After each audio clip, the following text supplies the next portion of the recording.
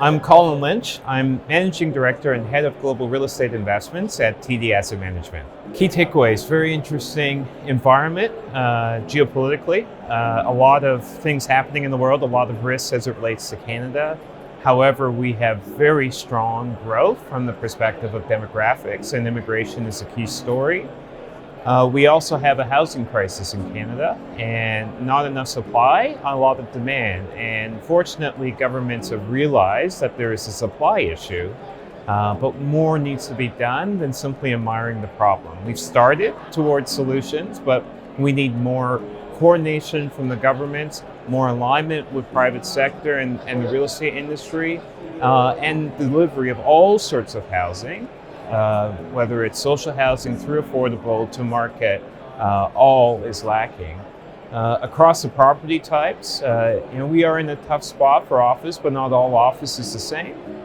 Retail has had worse times. We're now coming through with a bit of optimism across the sector. Industrial is very strong from a fundamentals, even though we've seen valuation adjustments. And from a rental perspective and condo perspective, the residential market does have weakness, but from a rental perspective, rents are growing quite significantly. And then lastly, inflation is more under control than I think we all appreciate and realize, and that has implication for bond yields, and that also has implication for cap rates. So though we have challenge, as Pinball Clemens said, there are better days ahead. There will be challenge and turbulence, and that will create opportunity.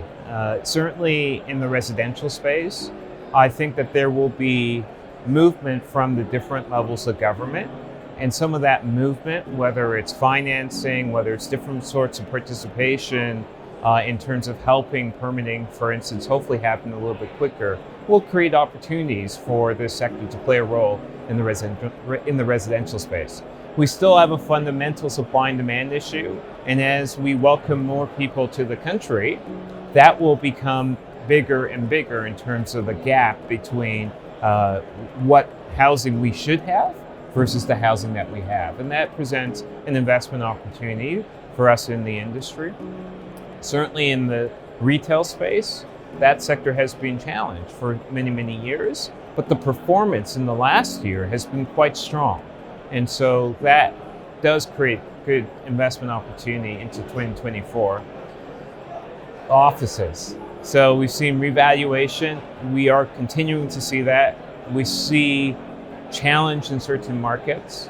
And at the end of some challenges are opportunities. So eventually we'll get to the spot, whether we think about the conversion program that Calgary has done, 2 phases, quite significant. Whether you think about Ottawa, eventually, maybe not 2024, maybe it's 2025, there will be opportunities in that market as well. What gets lost in a period of economic turbulence? So we've had tremendous inflation. We had interest rates respond. Some of the response to the interest rates is creating economic turbulence, i.e. recession, is economic conditions become more difficult. So therefore, manage CapEx, manage operating expenditures. And so when people start looking at those numbers very closely, they begin cutting ESG programs. And if you think about the net zero transition, that's going to require investment. And so the risk is that we ignore that as an industry. And the risk is, because we're here today and COP28 is happening, the society is not ignoring that. So we will be making progress towards net zero as a society. So real estate will have to come along with that. And that is going to mean moving our properties towards surviving and thriving and adding value in a net zero world. And that, for a lot of property, is going to require investments.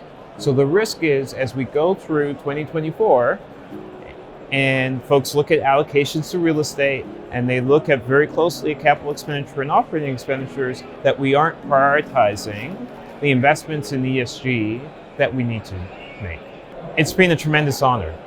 It's been an honor because this is the marquee event for the real estate sector in Canada.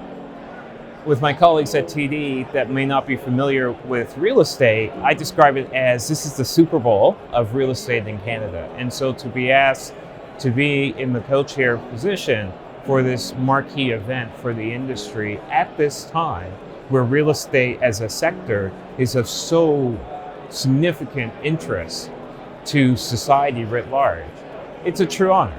And so I've been delighted. Working with Amy has been a true honor as well. The turnout is exceptional. Being able to be at the mic and welcome individuals such as John Baird, the Honorable John Baird, and Pinball Clemens, plus luminaries across the industry, is absolutely tremendous. So it's been an exceptional time.